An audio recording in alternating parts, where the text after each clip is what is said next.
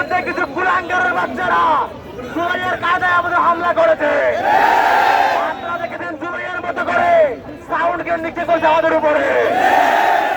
আমরা স্পষ্ট বলতে চাই, ওসমান হাদি হত্যার বিচার পাওয়ার জন্য শুধু দ্বিতীয়বার না, যদি প্রয়োজন হয় আমরা 100বার জুড়ে দেখে রাজি আছি।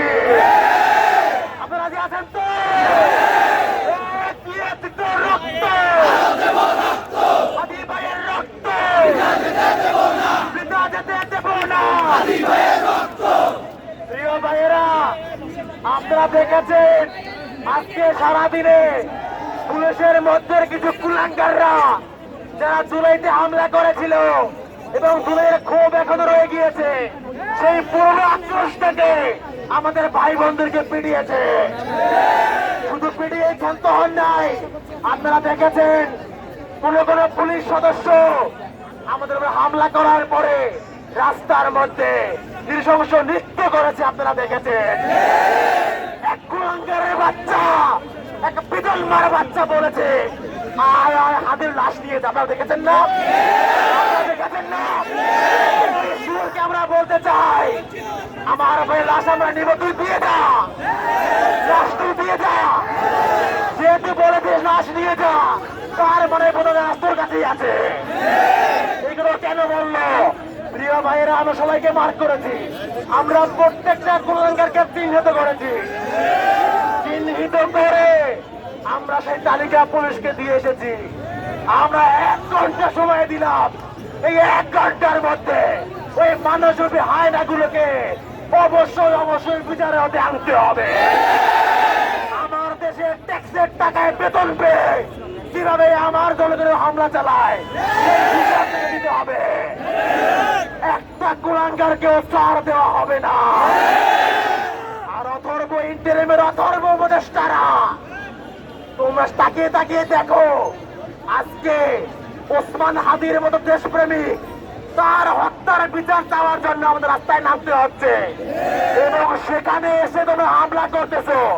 এর চাইতে লজ্জা কিচ্ছু হইতে পারে না। আপনারা দেখেছেন গতকাল ওসমান হাদির স্ত্রী, শুধু স্ত্রী নয়, তার 10 মাস বয়সী সন্তান, তাকে পর্যন্ত রাস্তায় নামতে হয়েছে। 10 মাসের শিশু সন্তান, সে কি বুঝে তাকে কিনা পিতার হত্যার বিচার পাওয়ার জন্য রাস্তায় নামতে হয়েছে। যদি আমরা প্রশ্ন করি তার পিতার অপরাধ কি, তারা কেন খুন করা হয়েছে? তার পিতার সবচাইতে বড় অপরাধ হচ্ছে এই দেশটাকে জান প্রাণ দিয়ে ভালোবাসা। তার পিতার অপরাধ হচ্ছে তিনি কারো মতো জুলাই বিক্রি না করে তিনি টান টান করে বলে গিয়েছে জান দেব। আজকে তুমি তাকিয়ে দেখো ওসমান হাদি, তোমার সেই কথা বাস্তবায়ন করার জন্য আজকে হাদি চত্বরে হাজারো হাদিরা দাঁড়িয়ে আছে।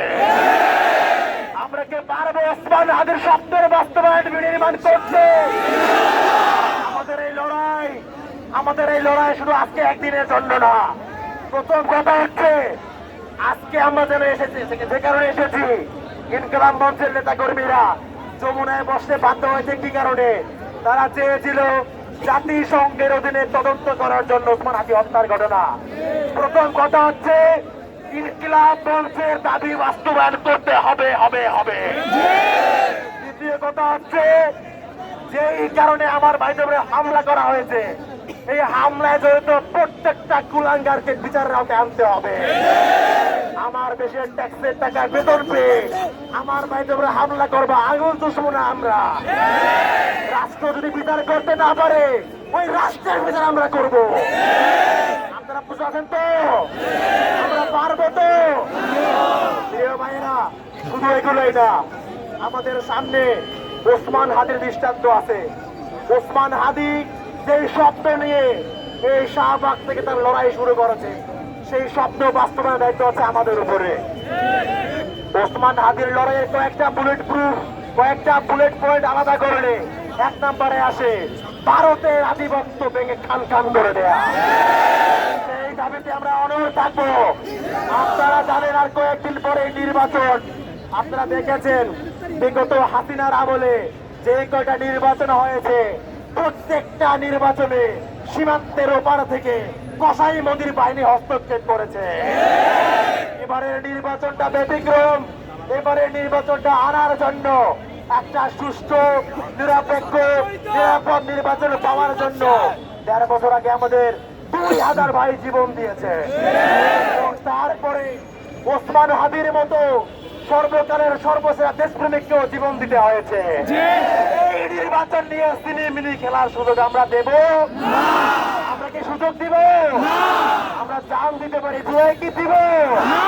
আমরা জান দিব কিন্তু জুলাই দিব না। প্রিয় ভাইয়েরা, আমরা ১ ঘন্টা সময় দিয়েছি, আমরা ১ ঘন্টাই অপেক্ষা করব। আমরা দেখতে চাই ১ ঘন্টার মধ্যে এই ব্যর্থ ইন্টারিম ওই সমস্ত চিহ্নিত কুলাঙ্গার গুলোকে বিচারে মুখোমুখি করে কি করে না। যদি রাষ্ট্র বিচার করতে ব্যর্থ হয় ওই রাষ্ট্রের বিচার আমরা করবো ইনশাআল্লাহ। চাল রে চাল।